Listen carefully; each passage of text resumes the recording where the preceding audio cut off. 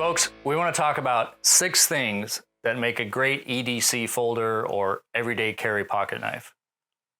First thing, you want to have a good clip. So some kind of bent metal, usually titanium or steel. This one is attachable on either side. Spyderco, same thing. Actually, multiple attachments on the Spyderco option. But having a good clip. Next, an opening system that is easy to do, preferably with one hand. So in the case of an automatic, push button, easy to do one-handed, just make sure you have a good solid grip on it. Or sometimes there's optional or additional openings, so you can use the thumb slot like on this Demco, or the stud, you can engage it that direction. This one you can even whip open using the lock mechanism. Spyderco has a really good thumb hole there to open it as well. It's a good opening system. Next, you want to have a grippy handle. And grippy handle comes in 2 fashions: texture and shape. So the texture of the handle, this one's super grippy with their double gunner grip, but also the shape of it. So it flares towards the rear to prevent your hand from sliding off of the knife.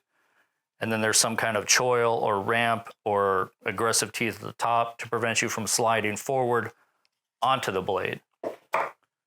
In the case of the Demco, pushing forward on the knife actually positively engages the lock.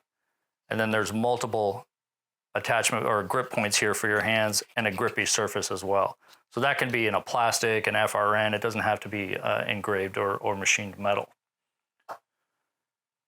Next up, very important, some kind of locking system. So in the case of this Chris Reeves, the Reeve Integral or Integrated, the RIL. And they're credited with the frame lock, being the first ones to do a frame lock system. The nice thing about the frame lock is the more that you squeeze it, the more it engages that lock. So some kind of frame lock, or the Demco, the shark lock, or a top lock. There's very similar ones.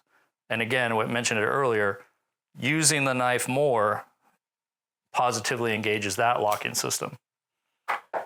Or some kind of back lock, like on the Spyderco, a little more traditional, but still very durable. And then holding it here is going to prevent that lock from popping up as well. Next, we want to talk about blade shape. So having some kind of long, smooth cutting surface, some kind of, as much metal as you can get towards that tip to keep that tip robust. On the case of this McNeese here,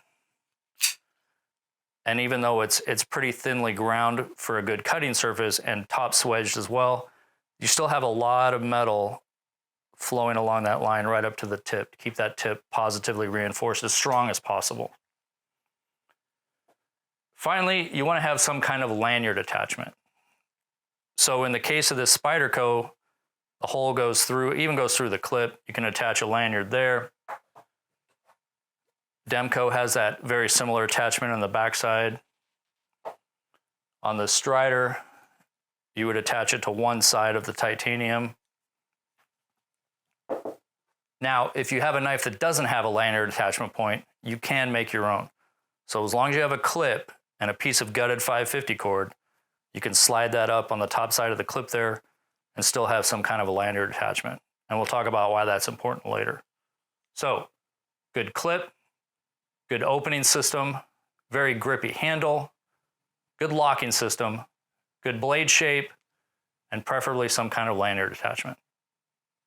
Thanks, folks.